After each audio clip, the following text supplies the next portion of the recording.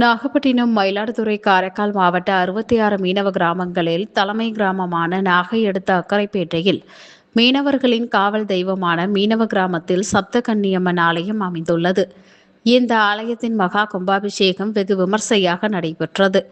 கடந்த 5ஆம் தேதி விக்னேஸ்வர பூஜையுடன் தொடங்கியது.